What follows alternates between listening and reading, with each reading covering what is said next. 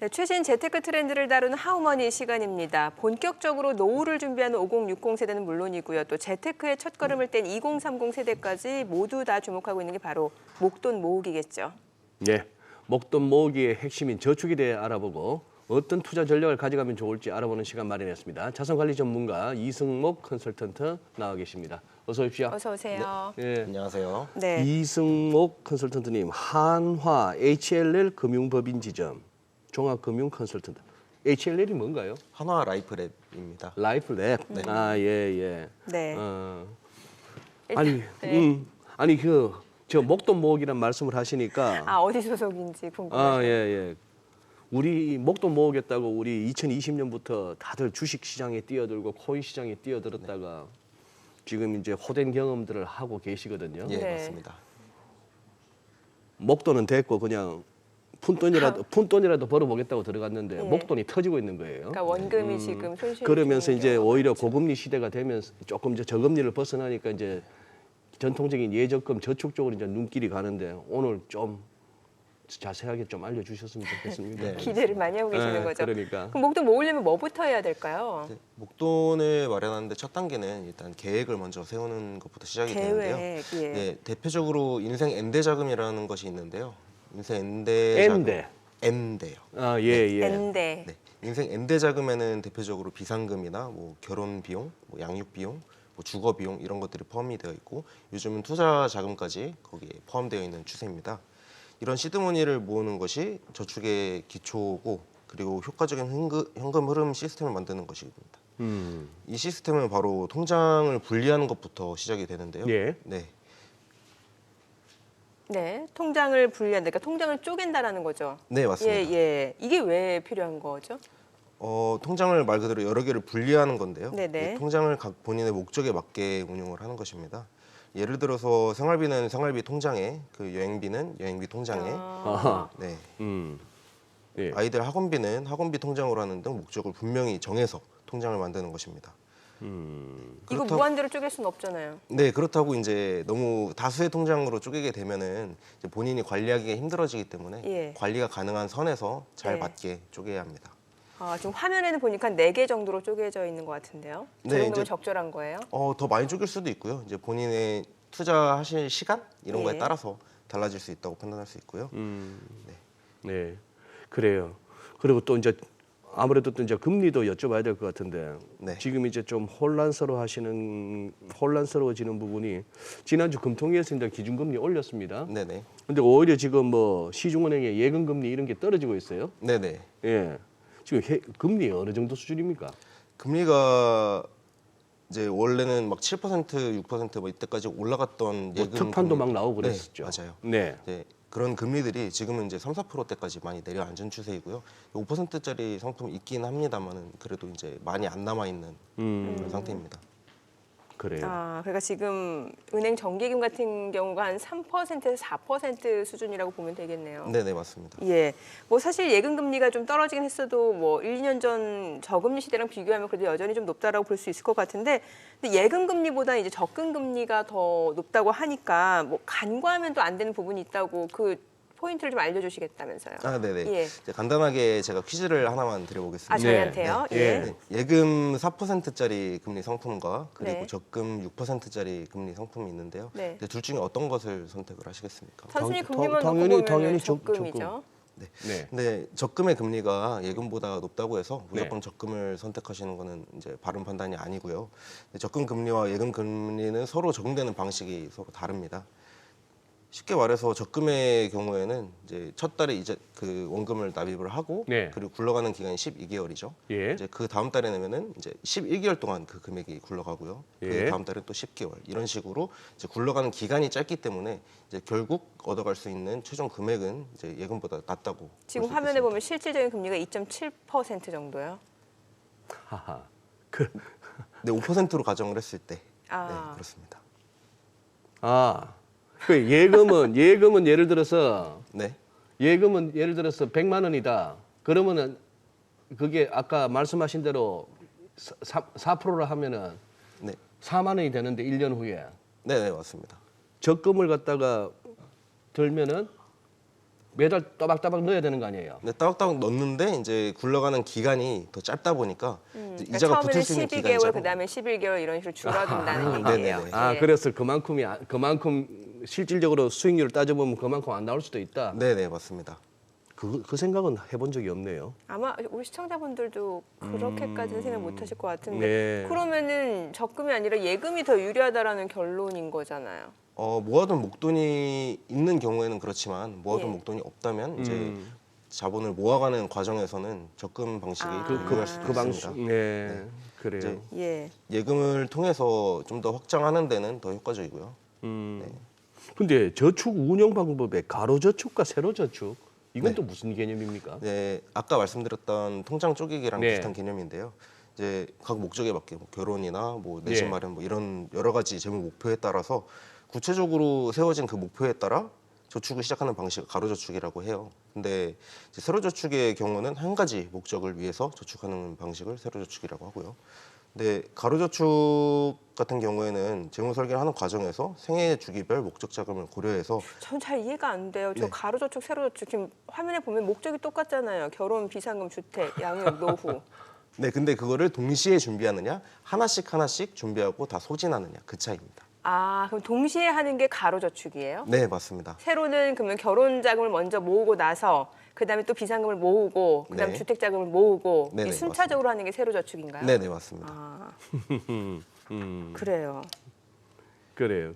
조금 실제 뭐예요? 고객들이 어떤 차원에서 저렇게 하시는 거예요?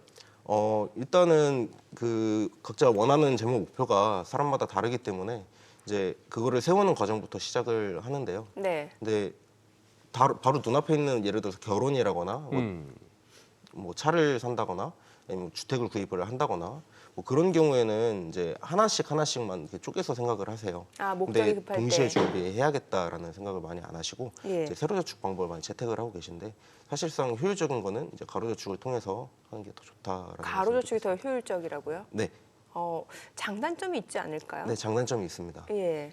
장단점을 좀 알려주세요. 가로저축의 장점은 한 번에 여러 가지를 준비할 수 있다는 장점이 있고요. 그리고 네. 그걸 따라서 명확한 재무 목표를 세우고 그리고 효율적인 재무 관리가 가능하다는 점이 있는데 이제 세로저축을 통해서 저축을 하게 되면요, 이제 좀 더 빠르고 집중적으로 자금을 이제 투입을 해서 빠르게 목적에 도달하는 그런 장점이 있습니다. 그러면 저축 방식도 다양한데 네. 그냥 한꺼번에 여쭤볼게요. 유망하게 보시는 저축 상품 그리고 또 뭐 업무하시다 보면 좀 들어오실 것 같은데 이런 거는 좀 피하십시오. 뭐 이런 것도 있을 것 같아요. 네, 맞아요. 네. 전문가분들별로 조금 입장 차이가 있겠지만 네. 현재 상황 증시가 많이 위축되어 있는 상태이고요. 예. 기준금리 인상으로 금융 상품들이 많이 금리가 높아져 있는 상태입니다. 그것을 최대한 활용하면서도 주기적으로 찾아오는 그런 이제 기회, 예를 들어서 코로나 이후에 많이 증시가 요동쳤었죠. 네, 그런 때 최대한 적응할 수 있도록 유동성 확보가 중요한데 네. 이 두 가지를 동시에 충족할 수 있는 것이 파킹 통장이랑 저축보험이라는 게 있습니다. 네, 파킹 통장의 경우에는 자유롭게 입출금이 가능하면서도 현재 3% 중후반대 금리 보여주고 있고요. 네. 최근 저축보험의 경우 거의 10년 만에 5%대의 저축보험들이 대거 출시되었었는데 일부 상품은 5.9%라는 높은 고정금리를 갖고 있어서 5년 기준으로 만기 수익률이 30% 이상 안정적으로 가져갈 수 있는 그런 상품이 있었습니다. 근데 더불어서 중도 인출 기능까지 탑재되어 있는 경우가 있어서 고금리임에도 돈이 묶이지 않고 유동성을 확보할 수 있는 그런 상품이 있었습니다. 네. 네, 다만 현재는 그 많은 회사들에서 조기 완판이 되어 있는 상태이고요. 예. 그 1월 금리 인상으로 인해서 6%대의 저축보험이 다시 출시될 수도 있다고 하니까 예의주시 해보시기 바랍니다. 제가 너무 가로저축, 세로저축에 꽂혀 있는 건지 모르겠지만 네네. 그 장단점이 있다고 말씀을 주셨으니까 실제로 이렇게 만기 때 금액 차이가 어느 정도 나는지도 좀 궁금해지고 이게 네. 왜 세로저축 같은 경우는 돈을 한꺼번에 불리기가 쉽지 않다라는지 그 이유를 좀 저희가 화면을 보면서 설명을 들어보면 좋을 것 같거든요. 네. 예. 네. 자, 가로저축은 만기 때 1억 2,925만 원, 그리고 세로저축이 1억 2,137만 원으로 나오네요. 차이가 있긴 하네요. 네. 그 저축액 차이가 나는 이유는 이자 복리 때문인데요. 이처럼 같은 금액으로 저축을 시작하더라도 가로저축으로 저축을 하게 되면 복리 효과를 통해서 적은 원금으로도 세로저축과 같은 목표 금액을 만들 수 있습니다. 네, 이처럼 각각 저축 특징이 있는 만큼 그 목적에 맞는 저축을 하는 것이 무엇보다 중요하고요. 네. 가까운 단기 목표 자금을 생각한다면 현재 여력이 되는 자금을 전부 모을 수 있는 세로저축 방식이 더 효과적일 수도 있습니다. 하지만 생애 주기를 고려한다면 결혼이나 자녀 양육, 내 집 마련, 노후 자금 등 여러 가지 상황을 고려해서 저축하는 가로저축이 좀 더 효율적이고 안전한 방법이라고 할 수 있겠죠.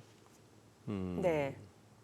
어떤 상황이 있을까요? 저렇게 가로저축, 세로저축을 할 때 네. 상황별로 좀 다르게 추천을 해주실 수 있을 것 같거든요. 네. 예. 이제 사회에 막 나온 네네, 초년생 사회초년생, 예. 같은 경우에는 이제 뭐 월세 사시는 분들이 있잖아요. 예. 네, 이제 월세의 경우에는 고정 지출이 계속 발생을 하게 되는데요. 그렇죠. 네, 그런 지출을 빠르게 막기 위해서라도 이제 세로저축을 통해서 이제 전세 자금을 마련한다거나 그런 식으로 고정 지출을 막는 방법이 있고요. 네. 그리고 또 은퇴를 하신 분은 이제 많은 재무 목표들이 사라져 있는 상태이기 아. 때문에 네네. 이제 세로저축 방식으로 이제 저축을 하시는 걸 추천을 드리고 있고요. 예. 이제 대부분 20대 후반에서 30대 초반 이렇게 저축을 시작하는 나이대에서는 가로저축으로 여러 가지 재무 목표를 세워서 진행하시는 게 조금 더 바람직하다고 볼 수 있겠습니다. 그러니까 사회초년생 이제 결혼도 해야 되고 네네. 이제 뭐 주거비 마련을 위해서도 또 저축을 해야 되고 나중에 또 자녀 양육까지 생각해야 되니까 가로저축 방식이 좋고 네. 은퇴하신 분들은 이제 노후 목적이라는 좀 목적 자체가 조금 간소화되니까 네네. 세로저축이 더 좋고. 네, 맞습니다. 아, 알겠어요. 확실히 좀 그런 느낌이 드는 게 돈이란 게 너무 이렇게 쉽게 벌리는 거야 싶은 생각을 갖게 해줬던 게 2020년이었다고 본다면은 네네네.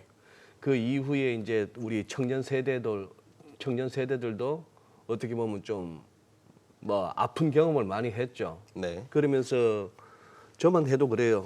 가족 친지들 중에 이제 우리 조카들이나 뭐 자녀들이나 할 것들 얘기해 보면은 역시 돈이란 게 그렇게 쉽게 만만하게 드는 건 아닌 것 같다. 네네. 그러면서 쓰고 나서 남는 거 저축할 생각하지 말고 네. 일단 저축부터 하고 네. 그러고 나서 남으면 조금 뭘 하든지 그런 측면에서 이제 이 저축이란 거는 그렇게 아까 가로저축, 세로저축이는 일단 시작을 해야 돈을 모아갈 거 아닙니까, 그죠? 네네. 전 또 목적에 따라서 그 분배 비중도 좀 달라져야 될 것 같다는 생각이 들거든요. 네, 이제 가까운 미래에 있는 그런 이벤트들은 예. 이제 단기 목표로 잡아서 예. 조금 투자를 집중적으로 하고 예, 예. 이제 예를 들어서 세로저축의 방식을 일부 차용을 해서 이제 비중을 높이는 방식입니다. 예를 들어서 당장 내후년에 결혼을 네, 해야 된다라고 치면은 그 자금을 모아야 하잖아요. 그 네. 단기 쪽에다가 조금 더 힘을 실어주고 그리고 이제 중장기를 조금 이제 볼륨을 낮추고 이런 식으로 진행을 하게 되겠습니다. 네. 앞서 그 좀 관심 있게 보는 상품을 소개를 해주셨는데 좀 이 상품을 저희가 구체적으로 좀 얘기를 들어볼게요. 어떤 상품이 좋을까요? 상품 이름을 말씀하시는 건가요? 아니면 아니요. 그냥 네네. 이렇게 우리 시청자분들을 위해서 좀 추천해드릴 수 있는 뭐 가로저축이면 가로저축, 세로저축이면 세로저축에 맞는 여러 가지 있을 거 아니겠습니까? 네네. 예. 일단 기간별로 조금 나누는 게 네네. 좋은데요. 네. 이제 뭐 적금을 예를 든다면 단기로 했을 때 뭐 1년짜리를 계속 반복적으로 그것만 드는 게 아니라 네. 이제 뭐 5년, 7년 이런 식으로 기간이 긴 납입 기간이 긴 저축보험이나 아니면은 뭐 10년 이상 연금 그런 상품들로 이제 서로 나눠가지고 쪼개서 준비를 하시는 방법이 있겠습니다. 혹시 주의할 점은 없을까요? 이런 상품은 좀 피해야 된다. 이런 건 없을까요? 일단 아까도 말씀을 드렸다시피 이제 유동성이 많이 막혀 있는 상품들은 네. 이제 앞으로 다가올 이제 금융 시장이나 그런 데 적응하기가 힘들기 때문에 좀 유동성이 확보되어 있는 상품으로 준비를 하시는 것이 좋겠습니다. 조금만 구체적으로 유동성이 막혀 있는 상품이라면 어떤 걸? 예를 들어서 이제 강제로 납입을 해야 하고 네. 그리고 그 납입을 하지 않았을 때 가해지는 페널티가 크다. 어허. 뭐 이런 상품들. 예를 들어서 중도 인출 기능이 없고 무조건 해지만 해야 된다. 아하. 뭐 이런 개념이 있는 상품들은 조금 피하시는 것이 좋습니다. 네. 오늘 좀 긴장하셨죠? 네. 예, 왜냐하면 더 많이 자신 있게 소개를 해드릴 수 있는 것 같은데 또 생방송이다 보니까 긴장을 하신 것 같네요. 다음에 좀 더 나은 내용 좀 기대해 보도록 하겠습니다. 네, 감사합니다. 네, 네, 잘 고맙습니다. 들었습니다. 네.